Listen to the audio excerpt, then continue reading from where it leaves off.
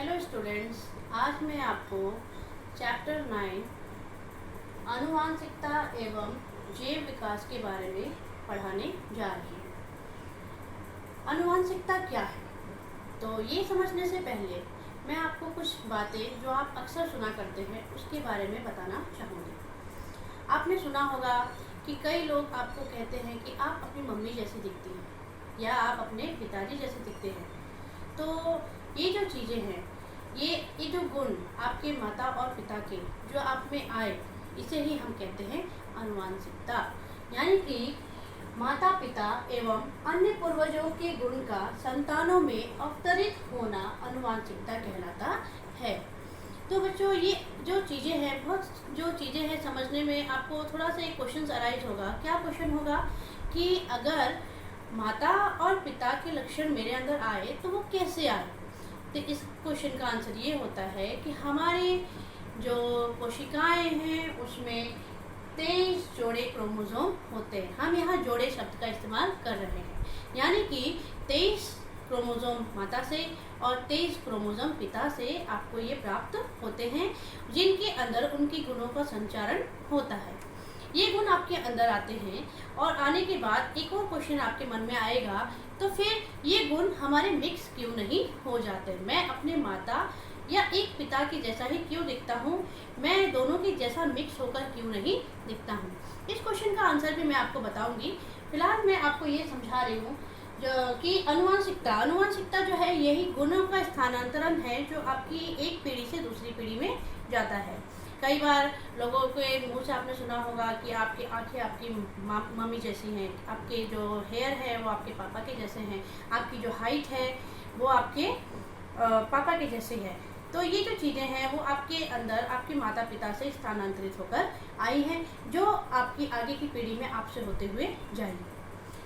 तो इस चीज़ों के बारे में वैज्ञानिकों ने जानने की बहुत जो अच्छे से कोशिश की, और इसमें सबसे ज़्यादा जो हमारे इनके जनक कहे जाते हैं आनुवांशिकता के, वो हैं Gregor John Mendel. Gregor John Mendel ऐसे वैज्ञानिक हैं जिन्होंने इसके बारे में खोज की, और इन्होंने खोज करने के लिए अपने बगीचे में मटर के पौधों का इस्तेमाल किया। मटर के पौधों के कई गुणों को इन्होंने इसके अंदर देखा और उनके संकरण कराकर उससे हमारी अगली पीढ़ी में जाने वाली जो विशेषताएं हैं उसके बारे में हमें अच्छे से आनुवांशिकता के बारे में समझाया। इन्होंने मटर के पौधों के बहुत से लक्षणों का उपयोग इसमें किया, जैसे कि मटर के दाने, यानी कि गोल और झुर्रीदार मटर के दाने, या फिर सफ़ेद या बैंगनी रंग के फूलों की जो विशेषताएं हैं, या फिर लंबे पौधे या बौने पौधे की विशेषताएं। तो ग्रेगर जॉन मेंडल ने इन विशेषताओं के आधार पर अपने जो प्रयोग किए उनके आधार पर हमें आनुवांशिकता के गुणों के बारे में समझाया। तो ग्रेगर जॉन मेंडल ने अपने जो अध्ययन में जो मटर के पौधों को लिया, सबसे पहले मैं आपको उसमें लंबे पौधे और बौने पौधे के उनके अपने प्रयोग के बारे में बताना चाहूँगी।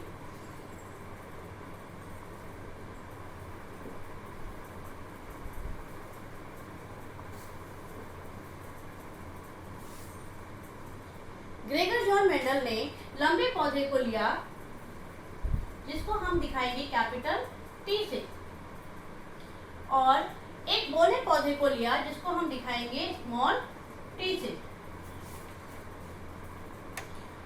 इसको हम कहेंगे लंबा पौधा,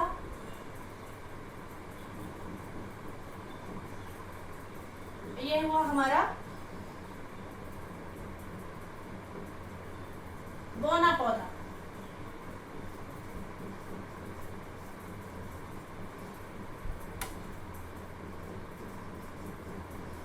जब ग्रेगर जॉन मेंडल ने इन दोनों पौधों का संकरण कराया तो हमारी पहली पीढ़ी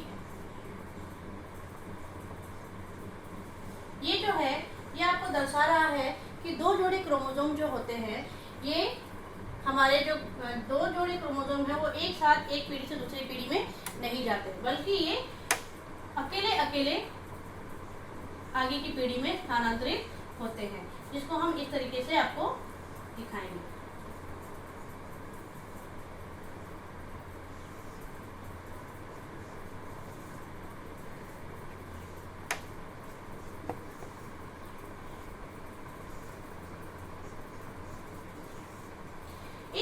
प्रयोग के अंदर ग्रोगर जॉन मेंडल ने ये बताया कि जब हम एक लंबे पौधे को एक बौने पौधे के साथ संकरण कराते हैं तो उसकी पहली पीढ़ी यानी कि F1 पीढ़ी जो है उसके सारे पौधे होते हैं लंबे।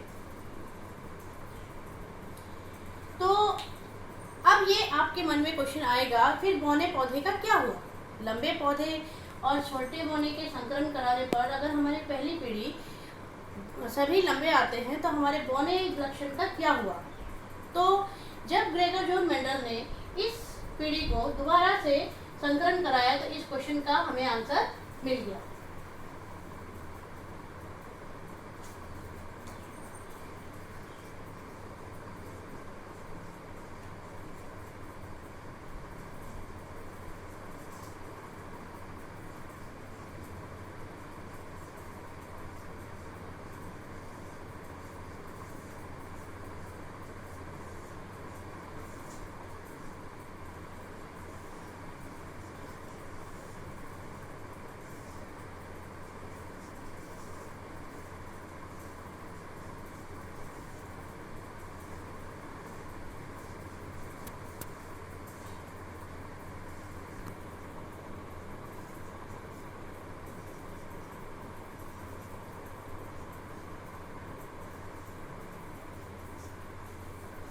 जब मेंडल ने इस F1 संतति का फिर से जब संकरण कराया तो इन्होंने पाया कि हमारे जो F2 जनरेशन है उसमें हमारा जो एक पौधा है वो बौना पाया गया। इसका मतलब ये है, इससे हमें ये समझ में आता है कि यौन प्रजनन के जीवों में दो विशेषताओं की प्रतिलिपि या कॉपी होती है जो कि विरासत में मिलती है, परंतु प्रत्येक पीढ़ी उसे व्यक्त नहीं करती। यानी कि हमारे पास दो क्रोमोसोम हर एक लक्षण के लिए उपलब्ध होते हैं जो कि हमें हर एक पीढ़ी में वो जो है जो आपको है वो आपके जो लक्षण है उसमें वो परिलक्षित नहीं होते, लेकिन आपके पास वो दोनों ही लक्षणों के जो क्रोमोसोम हैं आपके अंदर मौजूद होते हैं।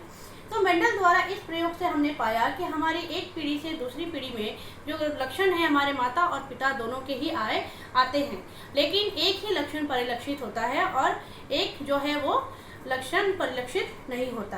ये किस प्रकार से काम करते हैं, हमारे अंदर क्रोमोसोम किस प्रकार से एक जो लक्षण है उसको एक पीढ़ी से दूसरी पीढ़ी तक ले जाते हैं, मैं इसके बारे में आपको नेक्स्ट वीडियो में बताऊंगी।